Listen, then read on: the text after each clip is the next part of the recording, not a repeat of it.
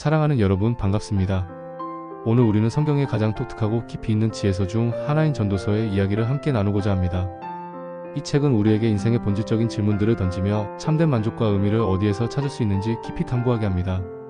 솔로몬 왕의 지혜를 통해 5가지 중요한 인생의 진리를 손에 쥐겠습니다. 우리는 오늘 전도서라는 고대 문헌이 현대인의 삶에 던지는 통찰력 있는 메시지에 주목할 것입니다. 이 책은 단순히 오랜 옛날의 기록이 아니라 시대를 초월하여 오늘을 살아가는 우리 각자의 마음속 깊은 곳에 울림을 주는 살아있는 지혜입니다.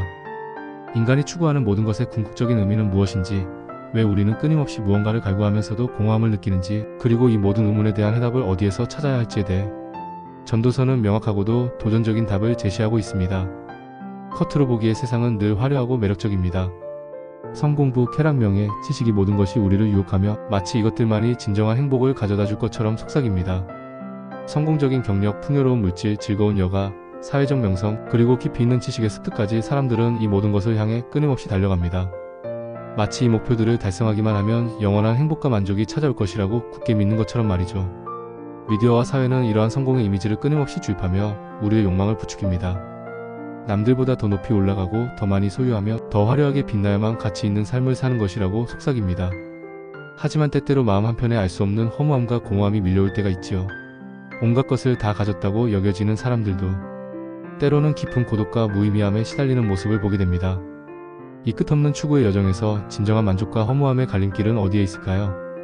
과연 우리가 좇는 것들이 우리에게 영원한 기쁨과 평안을 가져다 줄 수 있을까요?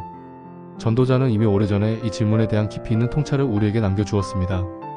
인간의 모든 노력과 성취가 지닌 본질적인 한계를 명확히 지적하며 진정한 삶의 의미는 다른 곳에 있음을 암시합니다. 오늘 그 통찰을 누구나 기억할 말로 정리합니다. 우리는 전도자의 목소리를 통해 우리가 무심코 지나쳤던 삶의 중요한 진실들을 다시 한번 깊이 되새겨볼 것입니다. 요즘 우리는 많은 유혹과 마주합니다. 화려한 광고들은 더 많은 소유를 부추기고, 소셜미디어는 끝없는 비교를 강요하며 성공지상주의는 끊임없이 더 높은 곳을 향해 달려가도록 만듭니다. 마치 이것들이 행복의 전부인 것처럼 말이죠. 사람들은 더 많은 돈을 벌고 더 좋은 것을 소유하며 더 높은 자리에 오르기 위해 밤낮 없이 애씁니다. 새벽부터 밤늦게까지 일하고 경쟁에서 살아남기 위해 자신을 채찍질하며 남들보다 뒤처지지 않기 위해 안간힘을 씁니다. 그러한 노력들이 때로는 엄청난 물질적 풍요와 사회적 성공을 가져다 주기도 합니다. 처음에는 성취감과 만족감을 느끼는 듯합니다. 손에 쥐어지는 것들이 늘어날수록 세상의 이목이 집중되는 듯합니다. 타인의 부러움을 사는 위치에 오르고 원하는 것을 마음껏 누릴 수 있는 자유를 얻은 것처럼 보입니다. 그러나 시간이 지나면 달라집니다. 얻고 또 얻어도 채워지지 않는 갈증, 끊임없이 비교하며 스스로를 깎아내리는 불안감, 그리고 마침내 찾아오는 공허함과 허무함. 왜일까요? 왜 그렇게나 힘들게 얻은 것들이 우리를 온전히 만족시키지 못하는 걸까요? 왜 성공의 정점에 서서도 때로는 깊은 허무감을 느끼는 걸까요? 여러분, 그 길 끝은 밝지 않습니다. 전도자는 이러한 현상을 이미 3000년 전에 간파하고 우리에게 경고했습니다. 인간의 욕망은 바다와 같아서 아무리 채워도 결코 만족할 수 없다는 것을요. 물질적 풍요는 잠시의 즐거움을 줄 수 있지만 영원한 만족은 줄 수 없습니다. 오히려 더 많은 것을 가지려 할수록 더 큰 근심과 염려에 휩싸이게 될 수도 있습니다. 이러한 삶의 패턴 속에서 우리는 진정한 평안과 기쁨을 찾기 어렵습니다. 저도 젊은 시절 세상이 제시하는 성공의 기준에 매몰되어 살았던 때가 있었습니다. 더 좋은 학위, 더 높은 직위, 더 많은 수입을 쫓아 앞만 보고 달렸죠. 잠자는 시간까지 아껴가며 공부하고 일했으며 주위 사람들과의 관계보다는 오직 저의 목표 달성에만 집중했습니다. 성공은 곧 행복이라는 신념이 제 삶을 지배했습니다. 처음엔 성취감이 저를 만족시키는 듯 했습니다. 노력한 만큼 얻어지는 결과와 주위의 인정, 칭찬이 저를 우쭐하게 만들었습니다. 내가 올바른 길을 가고 있다는 확신을 주었죠. 그러나 어느 날 문득 깨달았습니다. 이런 것들이 저를 진정으로 행복하게 하지는 않는다는 것을요. 목표를 달성하면 잠시 기뻤지만 그 기쁨은 마치 신기루처럼 사라지고 곧 또 다른 목표를 찾아 헤매는 자신을 발견했습니다. 끊임없이 다음 목표를 설정하고 그것을 향해 나아가지 않으면 불안해하는 저 자신을 보게 되었습니다. 그리고 목표를 달성하는 과정에서 주변 사람들을 돌아보지 못하고 사랑하는 가족과의 소중한 시간, 친구들과의 우정, 그리고 내면의 성찰과 같은 소중한 가치들을 놓치고 있다는 것을 깨달았습니다. 그 순간 제 마음에 강렬한 신호가 켜졌습니다. 겉으로 보이는 성공이 전부가 아니다. 물질적인 풍요와 사회적 인정이 삶의 진정한 의미와 만족을 채워주지 않는다. 오히려 그것들은 한없이 공허한 채워지지 않는 욕망만을 불러일으킬 뿐이라는 것을 깨달았습니다. 그날 배웠습니다. 거칠애가 아니라 내면의 평화, 소유가 아니라 존재의 가치, 사람이 아니라 하나님. 참된 만족은 외적인 성취나 물질적인 소유에서 오는 것이 아니라 영원한 가치를 추구하고 하나님과의 바른 관계 속에서 온다는 것을요. 이 깨달음은 제 삶의 방향을 근본적으로 바꾸어 놓았습니다. 더 이상 세상의 기준에 얽매이지 않고 진정으로 중요한 것이 무엇인지에 집중하게 된 것입니다. 그럼 성경 전도서로 가보겠습니다. 전도자는 우리에게 뭐라고 하셨을까요?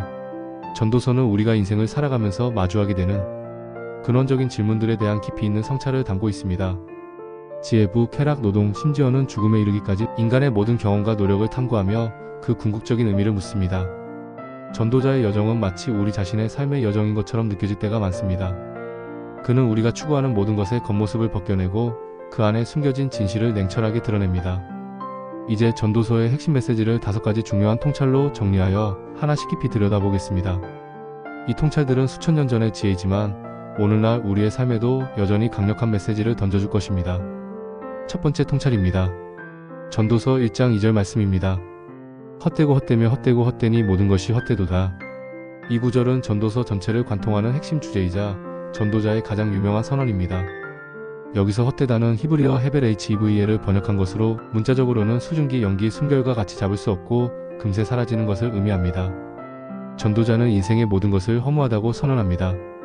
해 아래에서 행해지는 모든 수고와 노력, 인간의 지혜, 쾌락, 재물, 권력, 심지어 선행까지도 결국은 헛되다고 말합니다. 왜 그럴까요? 이 모든 것이 유한하고 일시적이기 때문입니다. 인간이 아무리 위대한 업적을 남기고 많은 부를 축적하며 깊은 지식을 쌓는다 해도 결국 시간의 흐름 앞에서 그것들은 모두 사라지고 맙니다. 역사의 페이지 속에서 수많은 왕과 제국이 흥망성쇠를 거듭했으며 위대한 철학자와 과학자들의 사상도 끊임없이 도전을 받고 새로운 지식으로 대체됩니다. 개인의 삶은 더욱 그러합니다. 아무리 많은 것을 성취해도 결국 죽음 앞에서는 모두 무의미해 보일 수 있습니다. 우리가 힘들어 얻은 명예와 부도 죽음과 함께 소유의 의미를 잃고 쌓아 올린 지식도 우리의 생명이 닿으면 더 이상 활용될 수 없습니다. 이러한 한계 앞에서 인간의 노력은 마치 연기를 잡으려는 것처럼 더럽게 느껴지는 것입니다. 체크 1. 나는 유한한 것을 쫓고 있는가? 나는 영원하지 않은 것들에 나의 시간, 에너지, 그리고 마음을 쏟아붓고 있나요? 이 모든 추구가 나에게 진정한 영원한 의미를 가져다 줄 것이라고 믿고 있나요? 아니면 언젠가 사라질 것에 지나치게 집착하고 있나요? 우리는 이 질문을 통해 삶의 우선순위를 점검해야 합니다. 두 번째 통찰입니다. 전도서 1장 9절입니다. 이미 있던 것이 다시 있을 것이요 이미 한 일을 다시 할지라 해 아래에는 새 것이 없나니. 전도자는 인생이 반복되는 순환의 연속이라고 말합니다. 해 아래에는 새로운 것이 없고 모든 것은 이전에도 있었고 앞으로도 있을 것입니다. 자연의 순환처럼 인간의 역사도 반복되고 개인의 삶 또한 일정한 패턴을 따릅니다. 해는 뜨고 지며 바람은 이리저리 불고 강물은 흘러 바다로 들어가지만 바다는 넘치지 않습니다. 모든 것은 끊임없이 반복될 뿐 진정으로 새로운 것은 없어 보입니다.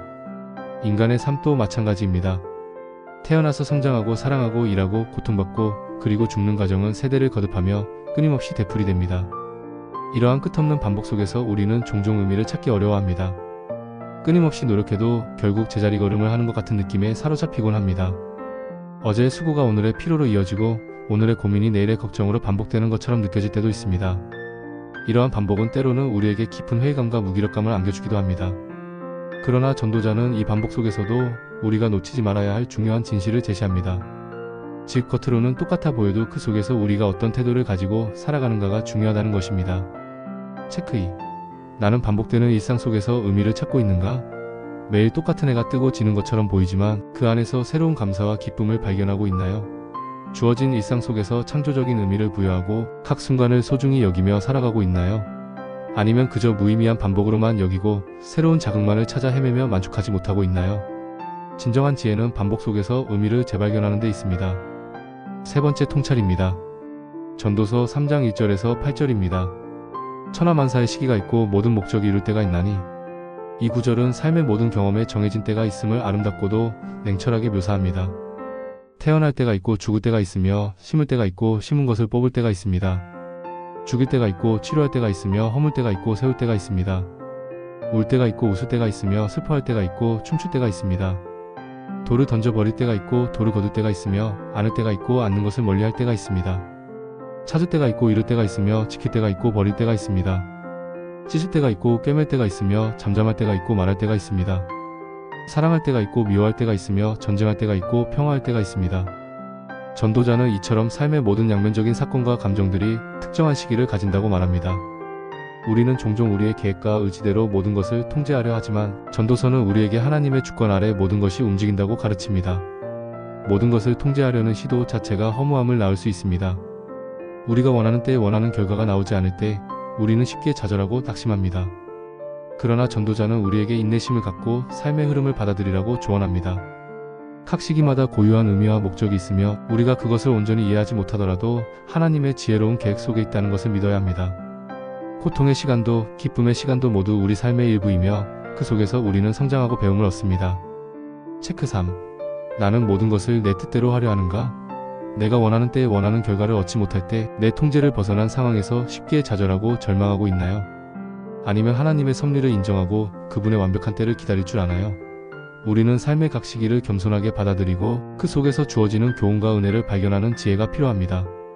네 번째 통찰입니다. 전도서 5장 10절입니다. 은을 사랑하는 자는 은으로 만족하지 못하고 풍요를 사랑하는 자는 소득으로 만족하지 아니하나니 이것도 헛되도다. 전도자는 재물에 대한 끝없는 욕망이 결국 진정한 만족을 가져다 주지 못한다고 날카롭게 지적합니다. 돈을 사랑하는 사람은 아무리 많은 돈을 모아도 결코 만족하지 못하고 부자가 되어 더 많은 것을 소유하게 되어도 그 소득으로 인해 진정한 만족을 얻지 못한다는 것입니다. 더 많이 가지면 가질수록 더 많이 가지고 싶어지는 것이 인간의 본성이며 소유는 또 다른 소유에 대한 갈망을 낳을 뿐입니다. 아무리 많은 부를 축적해도 그것은 영원히 내 것이 될 수 없으며 죽음 앞에서는 아무런 의미도 없습니다. 오히려 재물이 많을수록 그것을 지키려는 근심과 염려 그리고 빼앗길까봐 두려워하는 마음만 늘어날 수 있습니다. 전도서 6장 2절은 이를 더욱 명확히 합니다. 어떤 사람은 그의 영혼이 바라는 모든 소원에 부족함이 없어 재물과 부여와 존귀를 하나님께 받았으나 하나님께서 그에게 그것을 누리게 하지 아니하셨으므로 다른 사람이 누리나니 이것도 헛되어 악한 병이로다. 즉 부를 얻었으나 그것을 누릴 능력이나 기회를 갖지 못하는 비극적인 상황도 있을 수 있다는 것입니다. 이는 재물 자체가 아니라 재물에 대한 우리의 태도와 그것이 우리 삶에 미치는 영향에 대한 경고입니다. 체크 4. 나는 재물로 만족을 얻으려 하는가? 물질적인 성공과 풍요가 나를 진정으로 행복하게 해줄 것이라고 맹목적으로 믿고 있나요? 혹시 돈 때문에 다른 더 중요한 가치들을 희생하고 있지는 않나요? 아니면 진정한 만족은 내면의 가치와 타인과의 건강한 관계 그리고 하나님과의 영적인 교감에서 온다는 것을 깨닫고 재물을 그저 삶의 도구로 여기며 지혜롭게 사용하고 있나요? 재물에 대한 올바른 시각을 갖는 것이 중요합니다. 다섯 번째 통찰입니다. 전도서 12장 13절입니다. 이래 결국을 다 들었으니 하나님을 경외하고 그의 명령들을 지킬지어다. 이것이 모든 사람의 본분이니라. 전도서 전체를 통틀어 전도자가 내리는 궁극적인 결론은 바로 이것입니다. 해 아래 모든 것이 허무하고 헛되더라도 진정한 의미와 만족은 하나님을 경외하고 그분의 명령을 지키는 데 있다는 것입니다. 인간이 아무리 지혜를 추구하고 부를 쌓고 쾌락을 탐닉하며 노동의 수고를 아끼지 않아도 이 모든 것들이 궁극적인 만족과 의미를 주지 못한다는 것을 깨달은 전도자는 마침내 가장 본질적인 진리에 도달합니다. 그것은 바로 창조주 하나님과의 관계입니다. 우리가 유한한 존재임을 인정하고 무한하시고 영원하신 창조주 하나님 앞에서 겸손히 살아갈 때 비로소 우리의 삶은 허무함이라는 굴레에서 벗어나 진정한 목적과 의미를 찾을 수 있습니다. 하나님을 경외한다는 것은 단순히 두려워하는 것을 넘어 그분의 위대하심과 거룩하심을 인정하고 존경하며 그분과의 관계 속에서 우리의 존재의 의미를 찾는 것입니다. 그리고 그분의 명령을 지키는 것은 그분을 향한 우리의 사랑과 순종을 표현하는 구체적인 행동입니다.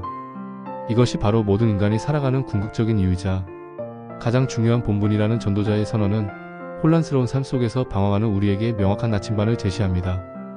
체크 5. 나는 하나님을 경외하고 그분의 명령을 지키고 있는가? 내 삶의 진정한 목적과 본분이 무엇인지 깨닫고 그 길을 따라 살아가고 있나요? 아니면 세상의 헛된 욕망과 일시적인 만족을 쫓아 방황하며 영원한 가치를 놓치고 있지는 않나요? 삶의 모든 허무함을 넘어설 수 있는 유일한 길은 바로 여기에 있습니다. 5가지 중요한 진리를 함께 외워봅시다. 이 진리들은 우리의 삶을 성찰하고 올바른 방향으로 나아가도록 돕는 강력한 지침이 될 것입니다. 유한한 것의 허무함, 반복되는 순환 속 의미, 모든 것의 때를 인정, 재물의 허망함, 하나님 경외가 본분, 가정에서 오늘 예하니요 점검을 하십시오. 이 질문들을 통해 자신과 가족의 삶의 우선순위를 점검해 볼 수 있습니다. 아이들과도 쉽게 할 수 있습니다. 이 대화는 자녀들에게 삶의 중요한 가치들을 가르치는 좋은 기회가 될 것입니다. 내가 좇는 것이 언젠가 사라질 유한한 것인가? 예하니요. 반복되는 일상 속에서 감사와 기쁨 그리고 새로운 의미를 찾고 있는가? 예, 아니요. 내 뜻대로 안 될 때 하나님의 섭리를 인정하고 인내할 줄 아는가? 예, 아니요. 재물이나 물질적인 성공이 나를 진정으로 행복하게 해줄 것이라고 맹목적으로 믿고 있는가? 예, 아니요. 하나님을 경외하고 그분의 말씀을 따르며 그것을 내 삶의 가장 중요한 본분으로 여기고 있는가? 예, 아니요. 소그룹에서도 매달 10분만 이 5가지 질문을 가지고 점검합시다. 공동체 안에서 서로의 삶을 나누고 격려하며 진리의 길을 함께 걸어가는 것이 중요합니다. 의심이 들거나 삶의 방향이 혼란스럽다고 느껴질 때 혼자 두지 마십시오. 믿을 수 있는 영적인 리더나 공동체 구성원들과 함께 진리의 빛으로 가져오십시오. 여러분의 생각과 고민을 기록하시고 신뢰할 수 있는 이들과 상담하고 필요하면 영적인 도움을 받으십시오. 전도서의 메시지는 우리에게 두려움이 아니라 진정한 자유와 만족, 그리고 삶의 견고한 목적을 줍니다. 세상의 헛된 추구에서 벗어나 영원한 가치를 향해 나아가는 자유, 그리고 그 안에서 경험하는 깊은 평안을 선물합니다. 전도서의 지혜는 우리에게 인생의 참된 의미를 찾아줍니다. 세상의 모든 부와 명예, 쾌락이 결국은 허무하다는 것을 깨닫고 오직 하나님 안에서만 진정한 만족과 평안을 찾을 수 있다는 것을 가르쳐줍니다. 겉으로 보이는 화려함이나 일시적인 만족감에 속지 말고 삶의 본질을 꿰뚫어보는 지혜를 가져야 합니다. 사람이 만든 헛된 우상이나 세상의 가치관을 따르는 것이 아니라 영원하시고 진실하신 하나님을 따릅시다. 이 5가지 진리로 우리 마음과 가정을 지킵시다. 이 지혜가 여러분의 삶 속에서 등대가 되어 어둠 속에서도 올바른 길을 비추어 주기를 간절히 바랍니다. 주 예수님, 세상의 헛된 욕망과 유혹에서 우리를 지켜주옵소서. 우리가 좇는 모든 것의 유한함과 허무함을 깨닫게 하옵소서. 반복되는 일상 속에서도 주의 은혜와 섭리를 발견하게 하옵소서. 삶의 모든 순간과 시기에 주님의 지혜로운 계획이 있음을 믿게 하옵소서. 재물과 명예에 대한 탐욕에서 벗어나 진정한 만족을 찾게 하옵소서. 오직 주님만을 경외하며 주님의 명령을 따라 살아가게 하옵소서. 그리하여 우리의 삶이 주님 안에서 진정한 의미와 영원한 가치를 발견하게 하옵소서. 이 모든 기도 예수님의 이름으로 간절히 드립니다. 아멘. 오늘 말씀이 도움이 되셨다면 좋아요와 구독, 공유로 함께 해주십시오. 여러분의 작은 행동이 더 많은 이들에게 이 귀한 진리를 전하는 데 큰 힘이 됩니다. 감사합니다. 다음 시간에도 깊이 있는 지혜의 말씀을 가지고 여러분을 찾아뵙겠습니다. 평안하십시오.